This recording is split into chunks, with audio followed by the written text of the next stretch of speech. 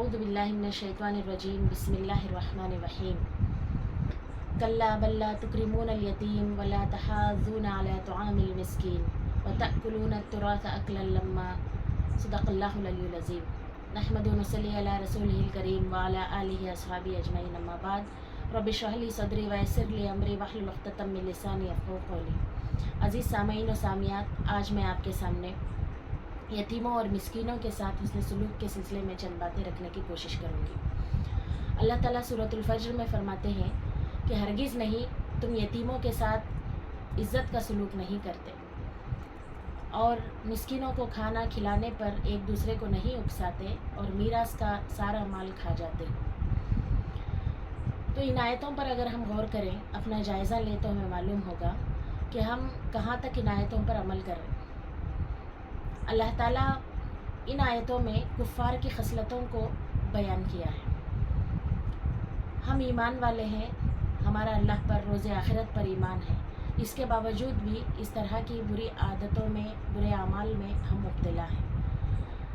आजकल माशरे पर अगर हम निगाह डालें अपने अतराफ़ व अकनाफ़ में, तो ऐसे बहुत सारे लोग हमें देखने को मिलेंगे जो यतीमों के साथ इज़्ज़त का सलूक नहीं करते।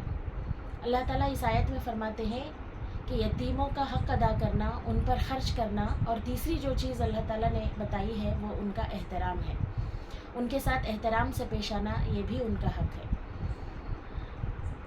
अल्लाह ताला कुरान मजीद में फ़रमाते हैं कि यतीमों के साथ हुस्न सलूक, यानी जो सलूक उनके लिए बेहतर हो वो तुम उनके साथ करो, जैसे कि अपने बच्चों के साथ करते हो। कभी सख्ती, कभी नरमी, हर तरीके से उनको सही रास्ते पर लाने की, या कुछ उनसे गलती होती है तो तंबीह करना, या उनके लिए जो तुम्हारी मोहब्बत होती है उसी तरह की मोहब्बत यतीम के साथ हो।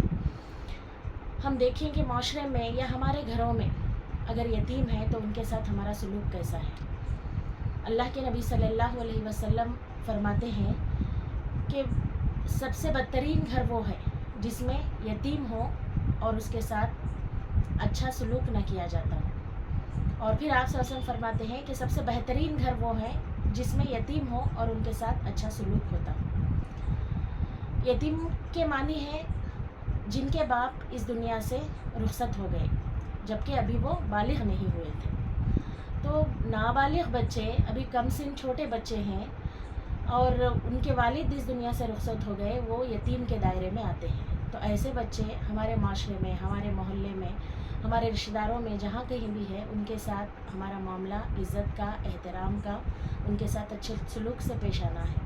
और इसी के साथ साथ मिस्कीन को खाना देने पर एक दूसरे को नहीं उकसाना। एक तो पहली बात तो हमें इस आयत से ये मालूम होती है कि हम मिस्कीन को खाना खिलाने वाले बने। ख़ासकर खाना खिलाने का जिक्र यहाँ पर हुआ है।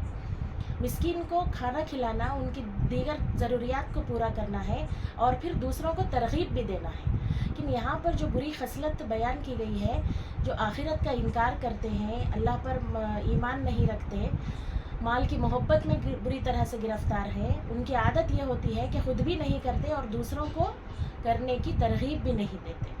तो इस खसलत से हमें बाज़ रहना है। यतीम जो सवाल नहीं करते, अपनी ज़रूरत को हमारे सामने बयान नहीं करते, इतने खुददार होते हैं, तो उनकी ज़रूरतों को हमें महसूस करना है और उसको पूरा करने की कोशिश करना है। और इसी तरीके से मीरास का सारा माल खाना, यानी माल बातिल तरीक़ों से खाना। मिसाल के तौर पर यहाँ पर यतीम के माल का ज़िक्र है।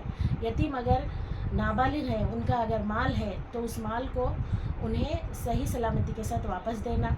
जब वो बालिग हो जाएं तो उसकी निगरानी करते रहना, उसमें क्या है, कोई हक़ तलफ़ी नहीं करना, और माल को, अच्छे माल को बुरे माल में नहीं बदलना। बहुत सारे अहकामात अल्लाह ताला ने कुरान मजीद में नाजिल किए हैं। तो ये सारे काम इंसान इसलिए करता है, उसका आखिरत पर यकीन नहीं होता, अल्लाह पर भरोसा नहीं होता, और वो माल की मोहब्बत में बुरी तरह गिरफ़्तार होता है। जहाँ से भी, जैसा भी उसके पास माल आ जाए तो कंजूसी करने लगता है, बुख़्ल करने लगता है, दूसरों को इसकी तालीम देता है, ना ख़ुद भी अमल करता है, ना दूसरों को अमल करने की तरग़ीब देता है, जिसके बारे में अल्लाह ताला सूरत माऊन में बताते हैं कि जो आखिरत पर इनकार करता है उसके अंदर ये खसलत पाई जाती है कि वो यतीमों को धक्के देता है।